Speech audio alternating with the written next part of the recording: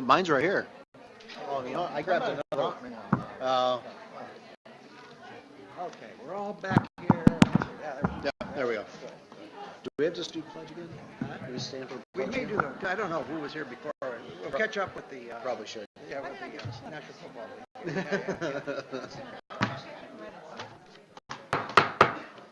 So I'd like to call this study session of the Board of Education for October 24th to order. As many of you know, we met earlier in public session, but just as a forum, just to listen to people, and we talked about mental health and wellness. It's the first of a couple forums that we'll probably do this year. We were very pleased with the attendance, with the attention we were given, with the honesty of folks, and with the exchange of information. This is an important subject, and this was a great start to forum and to helping all of us better understand mental health and wellness issues as it affects our schools and it affects our community and our families. So I call this meeting to order officially now, and we've done this once already. I don't want to, stick a gavel in the eye of the National Football League, but we're going to say the Pledge of Allegiance again for those folks who weren't here before. Pledge of Allegiance to the flag of the United States of America and to the republic for which it stands, one nation, under God, indivisible, with liberty and justice for all. Just a little bit of an advertisement, but just so you know, the flag that we stand in honor is one that was flown over the Capitol, and we, as a board, we were able to get the help of then Congressman Gibson when our fellow board member Jim Traynor, who was a West Point grad, retired from the board.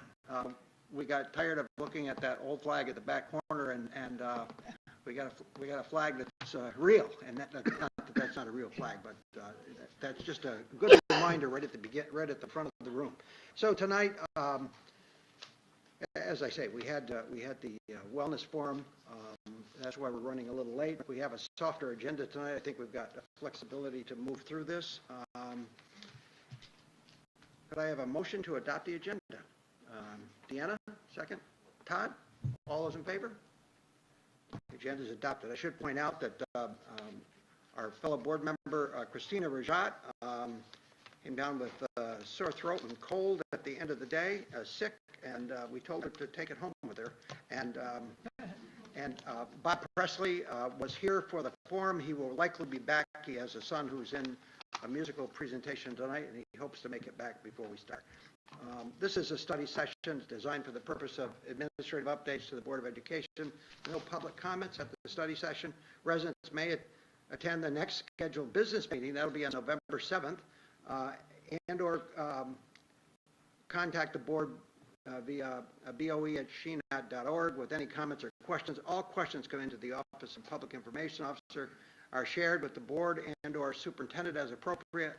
Policy questions, concerns are typically addressed by the board president. Operational questions, concerns are typically addressed by the superintendent and or designee. I should point out, this may be a little misleading, and the questions come up before. If you send an email to the board, to specifically to a board member, or to name all the board members, that email gets forwarded through the system directly to the board member. There isn't a screening at that end, but we do screen our responses because we want to make sure that on the operational, on the administrative issues, that the district responding on policy issues, we're responding. With that said, we'll move to the superintendent for comments. A couple of things I just put on here. One was to just comment on the convention. I think it was Lake Placid was a pleasant surprise.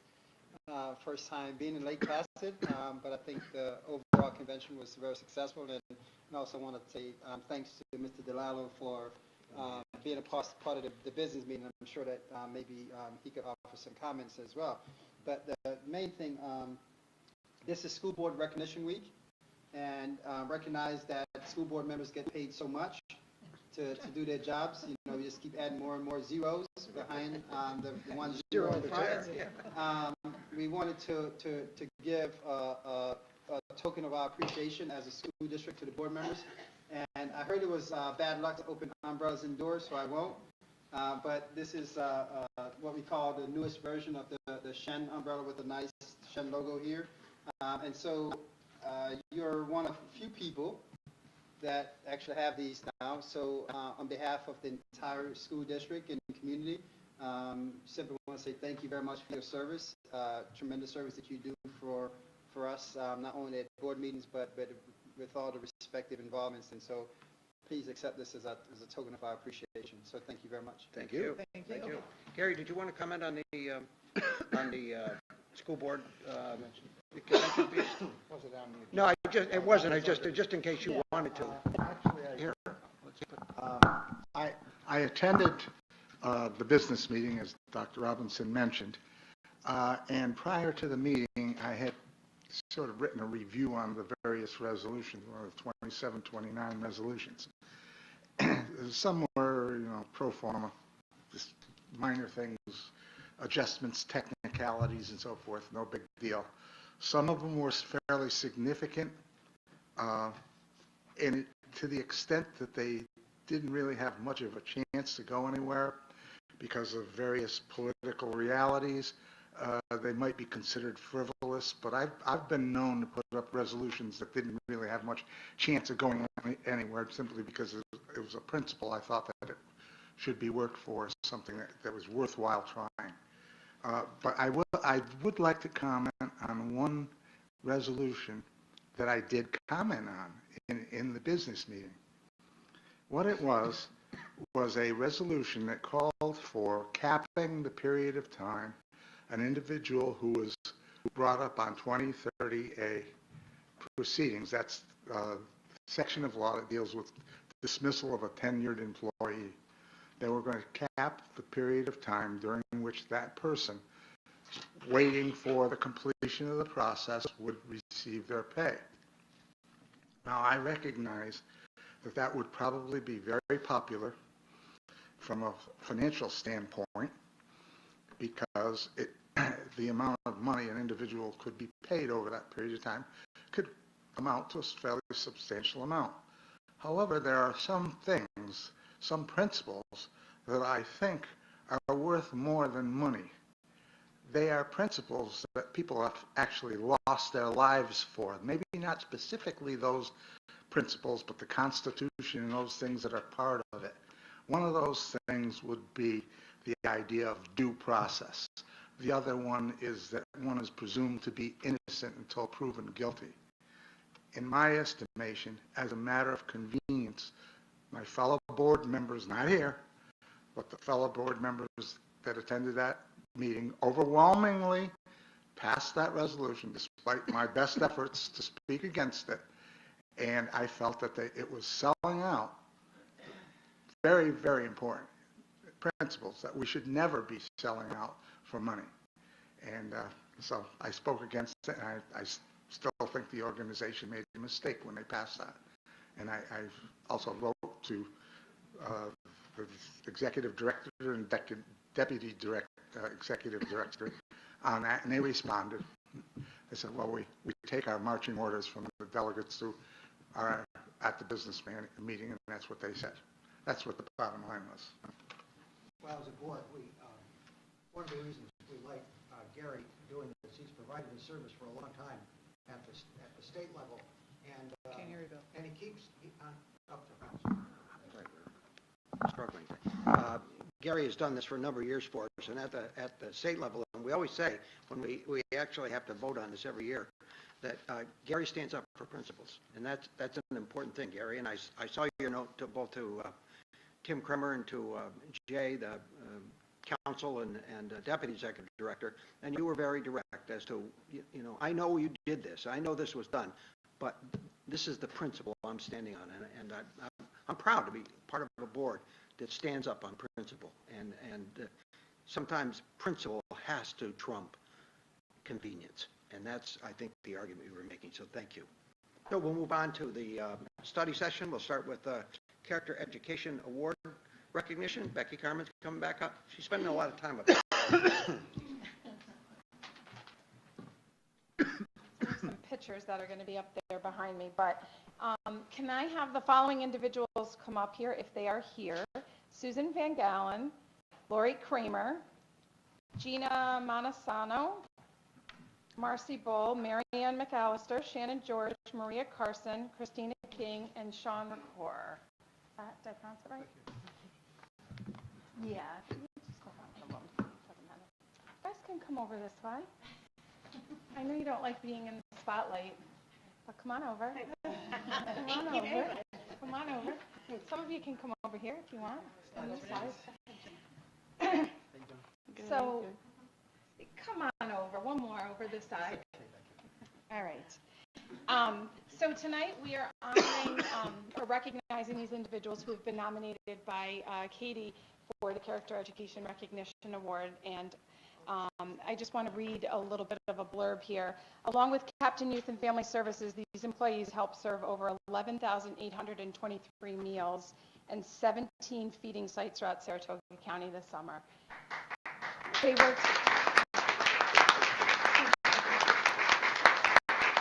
They worked hard this summer to pack lunches that fed children and would normally have nothing to eat in the summertime because they participate in free and reduced program during the school year. Their hard work and dedication this summer was felt by over 900 children that participated in the program. Can't thank them enough for their hard work in the hot kitchen.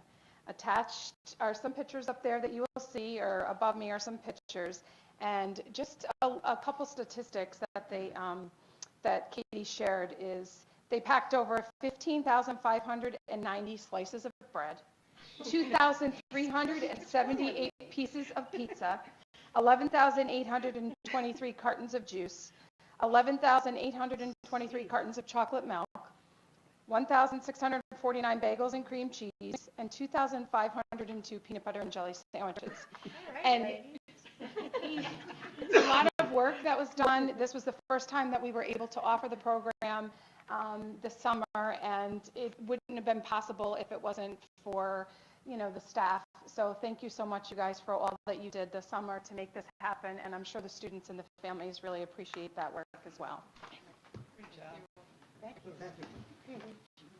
Before you go back, we have a certificate. I'll read one of them. You're Susan, right? Yes, I am. Okay, so Susan, I'll read yours, and then we'll find the right names in this packet. So we from the board, we want to provide the certificate of recognition, honor, achievement, and merit for exhibiting outstanding character by cultivating, fostering, and demonstrating the virtues and skills of civic engagement and social responsibility. Thank you on behalf of the Shenendehowa School District. Thank you very much.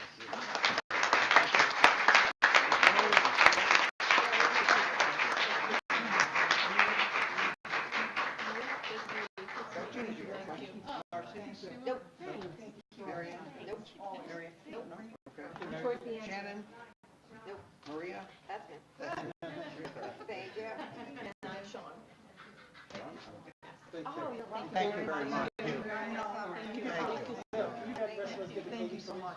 Absolutely. Thank you. Thank you very much.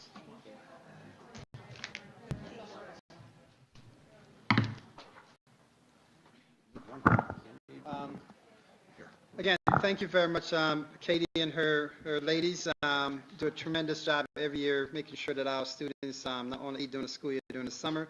And we're already gearing up. Kate has great plans. So ladies, you thought this year was interesting, wait till next summer. Because we'll be doing a lot much more, not only with Captain, but even potential at summer school as well. So again, Katie, thanks for your leadership on that. The next presentation, we have been working as a school district now for probably a number of years, looking at our security system, looking at access to building, access points. We just went through the process of taking pictures for new ID badges that we have swipe access and a lot of things. Bottom line is we're trying to bring our building into a 21st century spaces. And tonight we have Jay Turtlot and Ken McDermott who have been working on this project with several other individuals to kind of give us a status on where we are right now with some of those things. So, turn it up to you guys. Okay. Thank you, Dr. Robinson. And yes, there's been a lot of people behind the scenes as well as in front of the scenes. I know Ken and I are up here presenting, but I'm from HR, from finance, IMS immensely. There's a lot of people that are doing a lot of hard work behind this. So this is just an overview of some of the areas that we're working with. We're working with building access controls with the dual credential systems. I'll explain that. Intrusion detection alarms and video surveillance systems.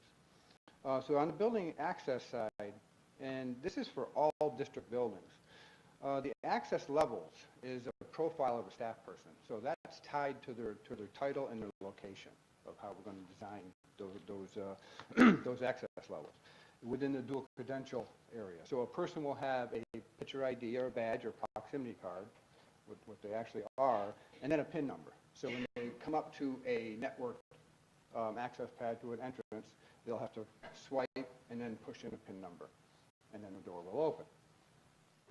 So that's a two-factor authentication that we're looking at. We're adding additional 30 to 35 PIN pads throughout the district by June of 2018. They should all be done. On the intrusion detection system, or burglar alarm system, this is a district-wide integration that now we are fully set with every building, not only the schools, but every building has an intrusion system that is all identical.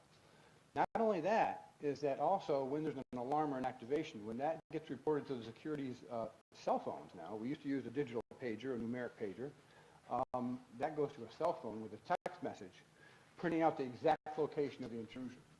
So they can respond directly to that area and go through the process when they do that. On the video surveillance side, we've updated our storage array. So that's the capacity of the video surveillances that we can obtain for a certain amount of time period. We've increased that also to add HD capacities. So all of our cameras now going in are high definition cameras.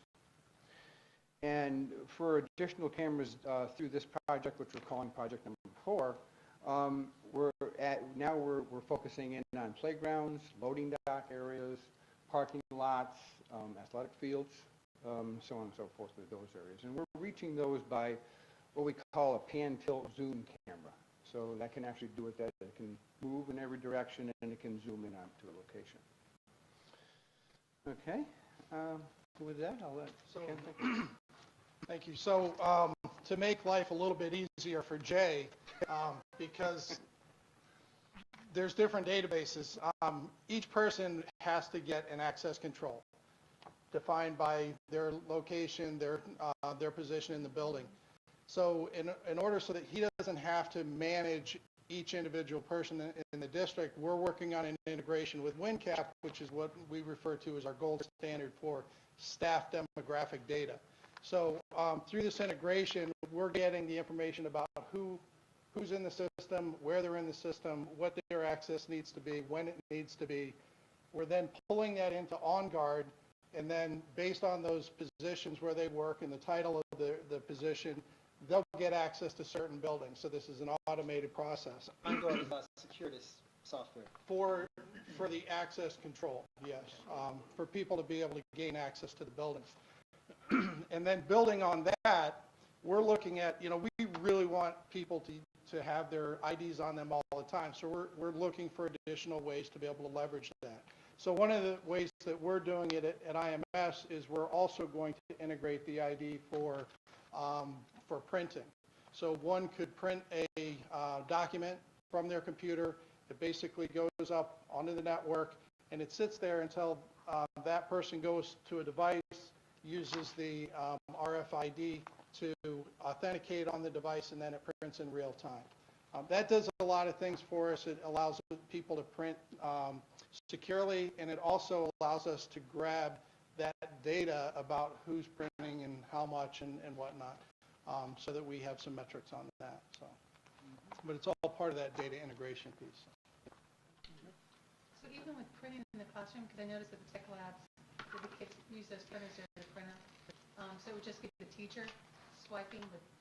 It's mostly for the multifunction devices. Okay, so it wouldn't be When those somebody printers, prints to a printer, they're logged in, so we know who's printing what. It's when somebody goes to a copier, we're getting that information. Okay.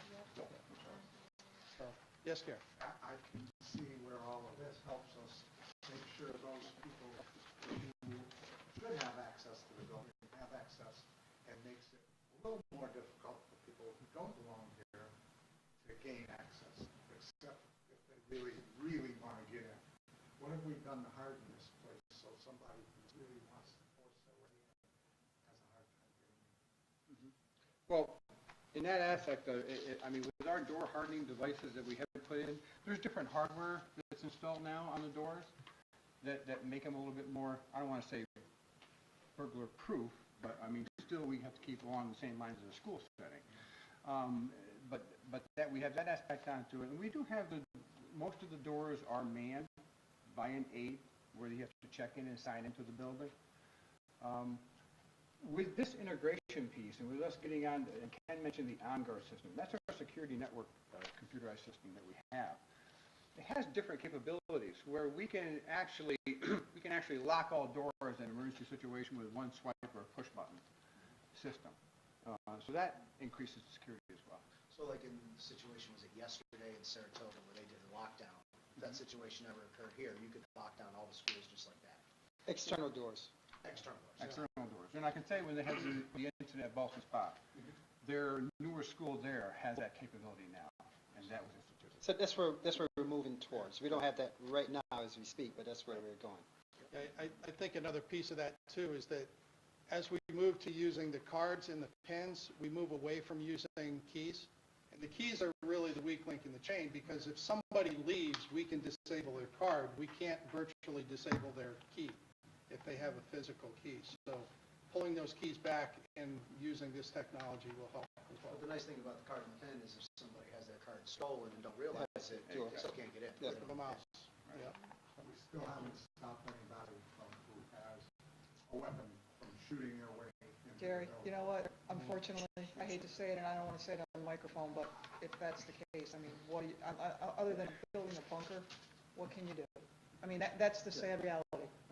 I mean, when you think about that, and probably the most tragic case in recent history in Newtown, they had all those things in that shatterproof glass, that all these things, but the reality of it is, yeah, and that's, I mean, and again, I think one of the things that we always have to guard against is that a lot of our process is keeping honest people honest, and make so someone who might have the temptation, all of a sudden the temptation goes away because it's so difficult to do some of these type things, and so from a security enhancement piece, access to video surveillance is a big key part of it, because now I can literally sit in my office, and I don't do it, and see every building within the district and the different points. Our relationship with the sheriff department and the state police, and being able to have that mobile kind of access to building and spaces become important. That's why even strategically, when Jay was talking about surveillance cameras at different points so we can see different things, become a big part of that piece of it. So you know, it's prevention without creating prison states, if you will, within our schools. And so we try to do those side of things and try to do those subtle things. Most recent, the high school moved towards the buzzing system, where now coming to the high school, you have to buzz in from the outside. You know, can someone lie and say, I'm here for X, Y, and Z? Potentially, yes. But on the same note, we don't want to have such an onerous process that people have to answer 50 questions before they can enter into the building. So I think that's always a balance we're trying to find with all the things that we try to put in place, and create an environment where people feel safe, but also everyone feel responsible for the safety of the building and for the occupants thereof. Cameron, do you have a question? Yeah, in regards to some of the after-school activities and whatnot, you know, some of the schools are obviously very busy. Would there be a certain time of day that the security features would lock down some of the doors and restrict access? Well, during the school day, they're always in that state of the door has to be locked. With nightly activities, we keep the doors unlocked to certain areas of the activity where they're going to enter. The rest of the doors are secured. And even just a subtle one, and I know they do it, Jay and his crew do it for is a third shift. For instance, if someone is in the coda end of the building, try to arm the other ends of the building. So the whole middle school is not wide open, unarmed, so to speak. Those kind of subtle things that we do again, just as an enhancement. But on the same note, I mean, our facilities are being used all the time. And so we try to manage that as much as possible in a way that balances security and ease of access and use of space. And so those are some of the things that we move into. We even spoke today, what I call the hotel model, because we have so many internal doors. And if the reason I say hotel model is go to most hotels is a swipe card to get into internal doors. At some point, we'll be changing because back to Ken's point, we have so many keys that's distributed within the district that somehow we have to, and part of it, that was the technology, but now technology provides us different ways of doing some things. So as we migrate to this particular for our perimeters, the next phase, in future years, we'll start looking at those internal pieces and back to Ken. So there's a reason for people wearing their badge. So now if I'm a classroom teacher going into my classroom, I'm swiping to go in my classroom. If I don't have my badge, you're not swiping to go in your classroom. So even the badge becomes a big piece of it because we know who's where and who's who, as well as a big part of our security feature as well. So more utility we have with our ID badges become a resource for staff, and clearly we're looking at opportunities for increased students as well. So it becomes a resource.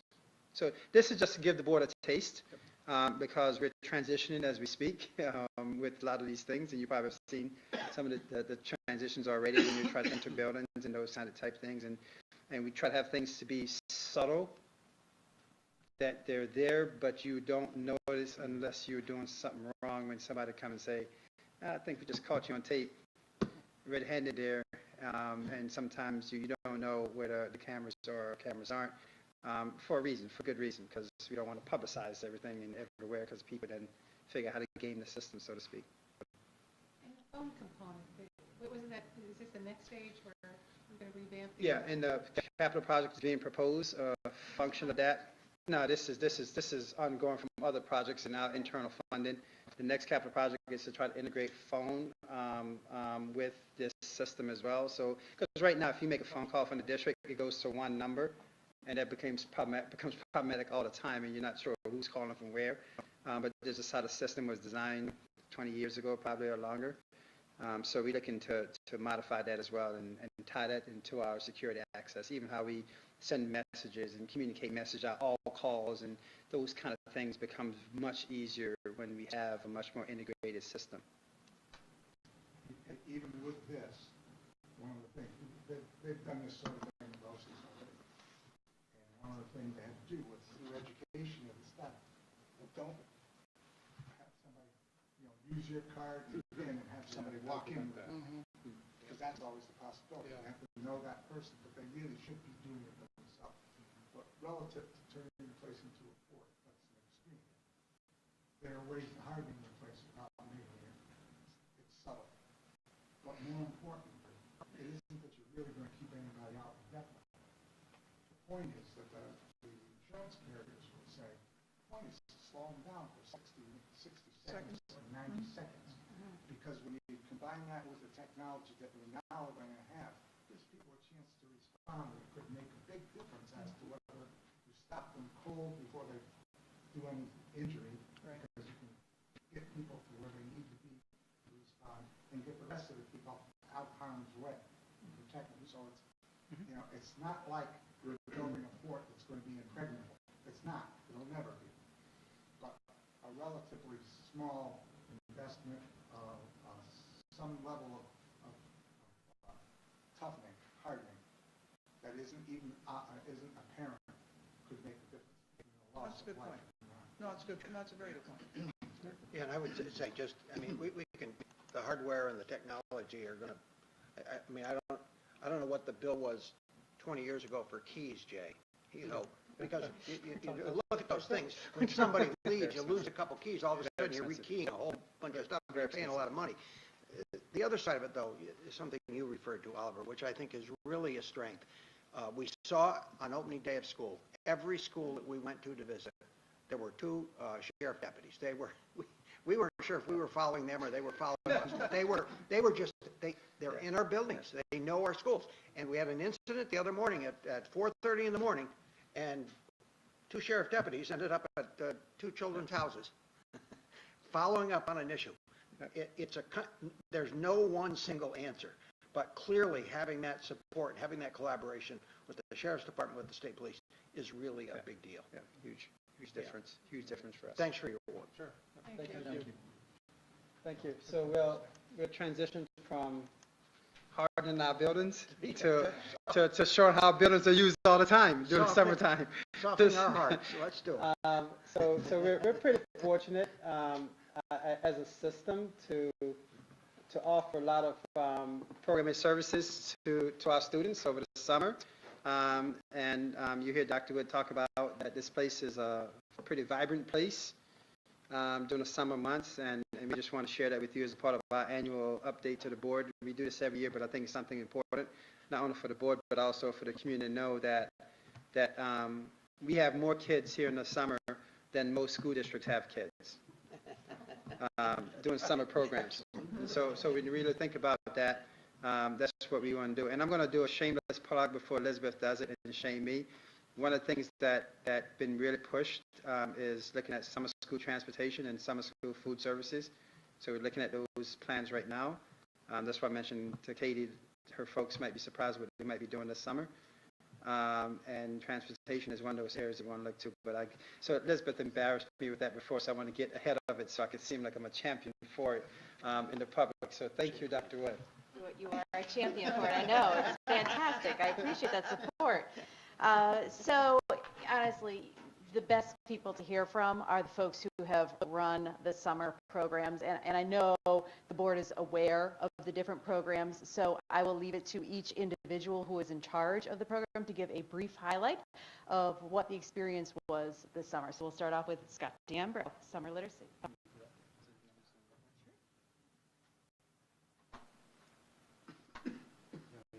Good evening, I'm Scott D'Ambro. I have the privilege of being the coordinator for summer literacy, and that's why I was excited to be here tonight to celebrate that with you. During the summer, it is a blast. We work really hard, but it is definitely a successful program. We base our things on certain goals. One of our goals is to work with socially, emotionally, and the academic development of all the children of our elementary schools, from all 8 elementary schools. We have all the teachers from all the different schools as well to share their talents. These teachers are dedicated and loyal, where they work with reading, writing, and math skills deliberately picked from the New York State standards. So we work with these children each and every time we see them. Not only is it academically important that they learn, but they also learn the idea of confidence. The confidence and the idea of summer regression kind of like going away. So it's important that they practice, and also get that right mindset. Many of them come in with the idea of, oh, this is too hard for me. This is too hard. What we do at the summer literacy program is we say, it is hard, but we can do hard. So when they leave us, they leave with that positive thought as they roll into the fall. We take all of our pieces of evaluations and roll it right into the fall staff so they know right where they are. And again, we have a blast as a staff and with the families that come. And I thank Oliver and Dr. Wood for coming to visit us and to provide us the guidance and support we need, and also for allowing me the chance to lead this powerful program. Thanks. Great job.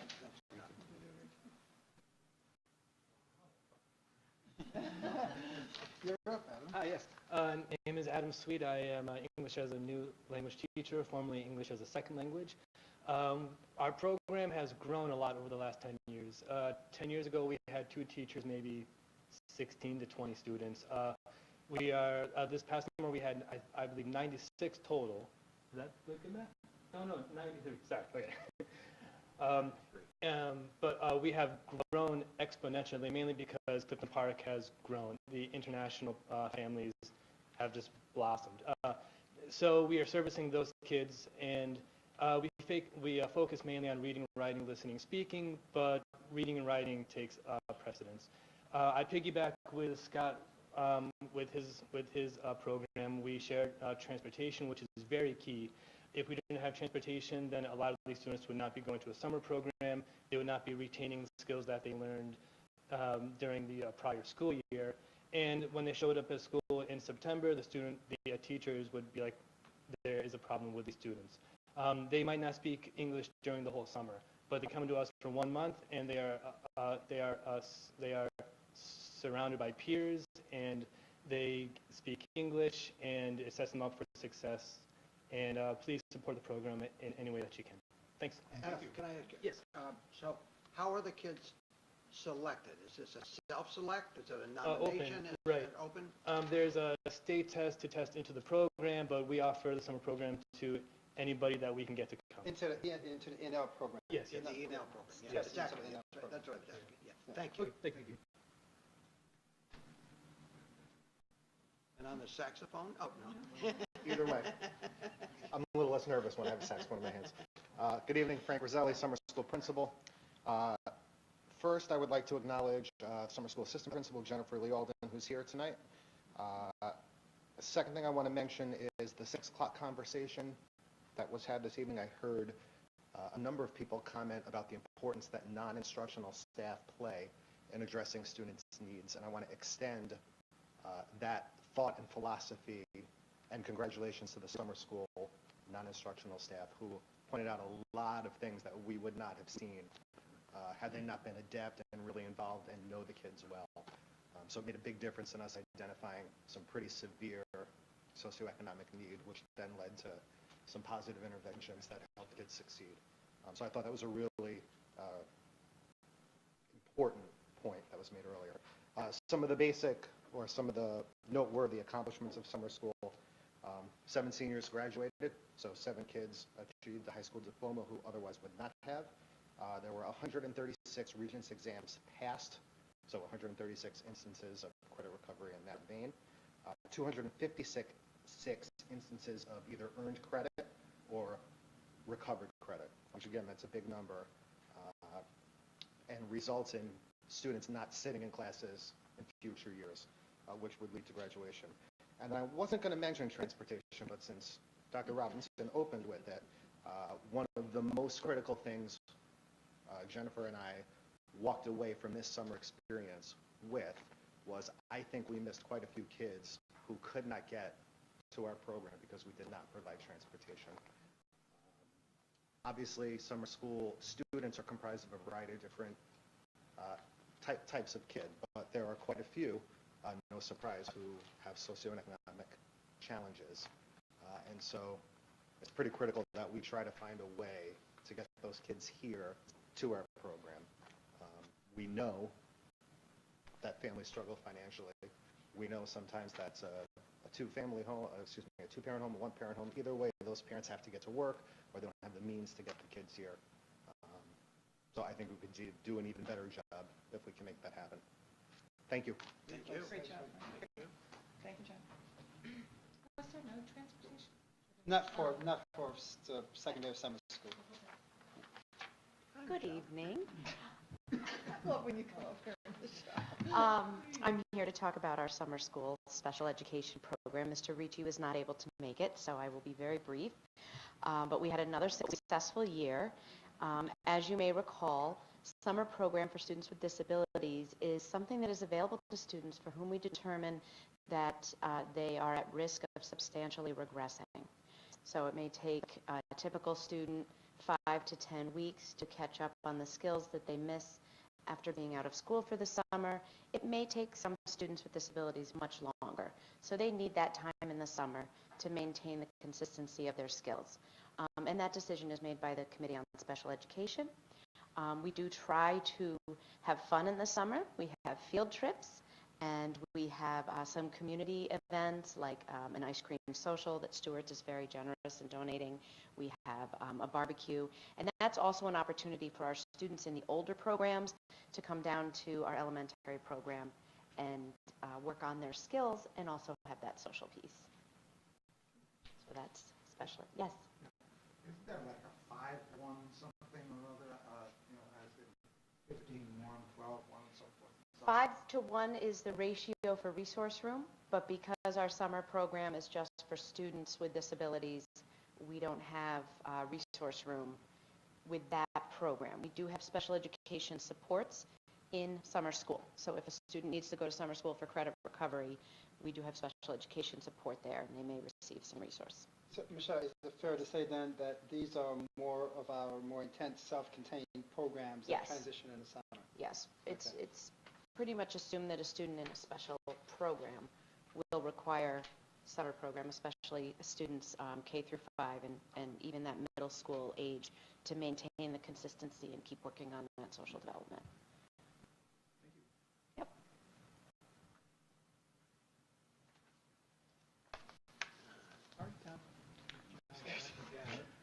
Hi, I'm John Conover. I'm the coordinator for Shen Summer Adventures, and I'm really happy to say that this is my 10th year presenting to you guys in our program.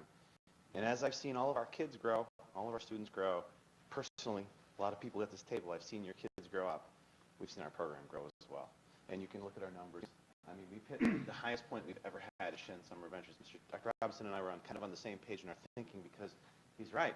We have a lot more kids going into a lot of our programs than we have in entire districts. And that's a huge accomplishment that we have.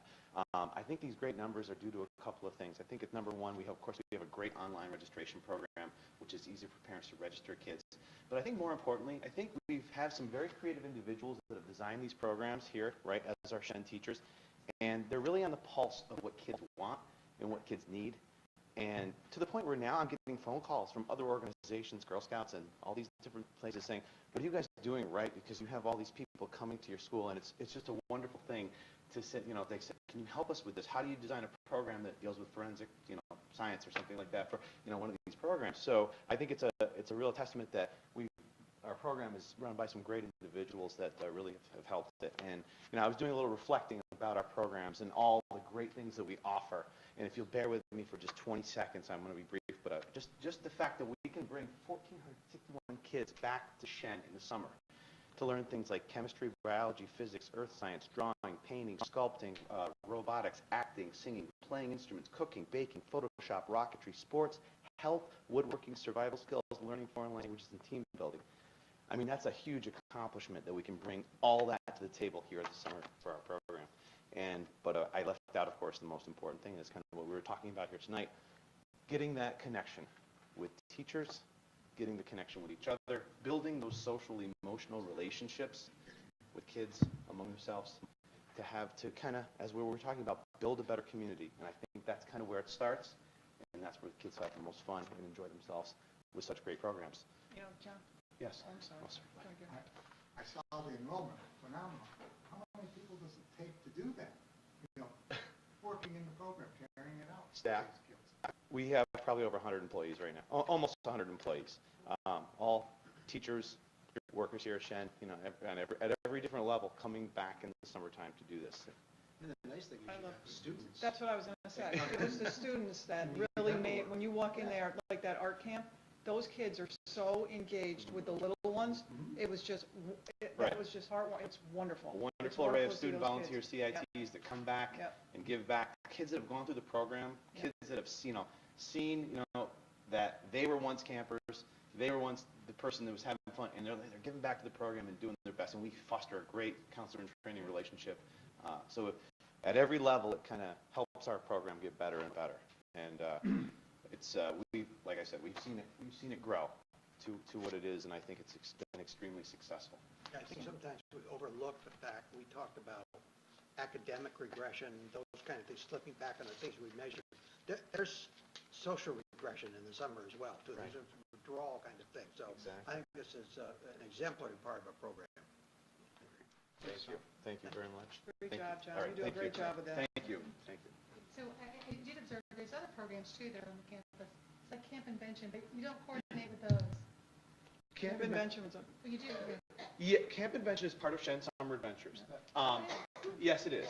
Oh, okay. So it has a separate website and. No, it's all, you still Because it's register, run so. through a different organization, because the Camp Invention is a national organization, but it is part of one of our programs. In fact, that's- 86 kids in it. Yeah, yeah, and that circle right there is Camp Convention, and Rebecca does a great job with it. And so we try to hit all the different areas, as you've seen. We do our best to make sure that we're providing something that the kids really love. So, thank you. Thank you. With an umbrella. Well, while we take care of the kids, we take care of the adults too. So in the summer, we have Summer Academy in the summer for teachers, 3 weeks of training that occur the last week of June. There's about the third week of July and the second week of August, where teachers come in, they don't have to plan lessons, they don't have to secure a substitute, and there are all kinds of things from organizing your digital tools, your Google Drive, to things where teachers are learning about how to work with ESL children or ENL children.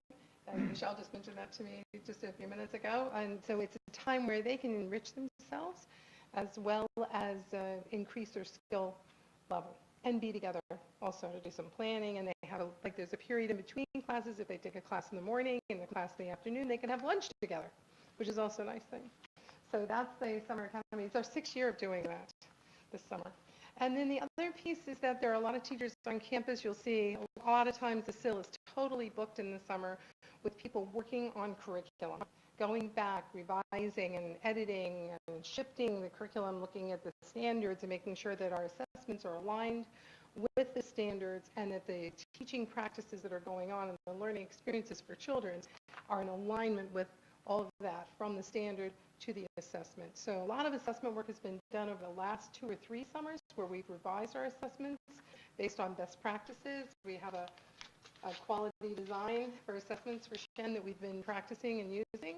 And then we look at the data also to see what kind of results we're getting with students, and then change the curriculum, and then the maps have to be changed and updated. It's an ongoing process, continuous.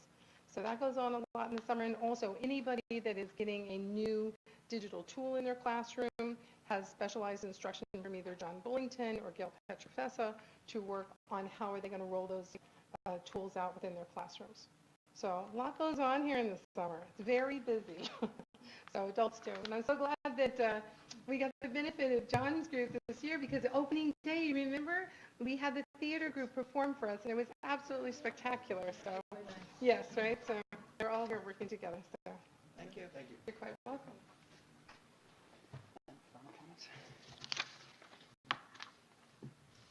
And that's it. You can see we offer a broad array of programs over the summer, made possible by spectacular leadership of each of the individual programs, and provide a lot of opportunities for both students and for our teachers so that we are ready. I really think that we have a smoother start in September, and we are more successful throughout the school year because of the great work that goes on over the summer. Thank you very much.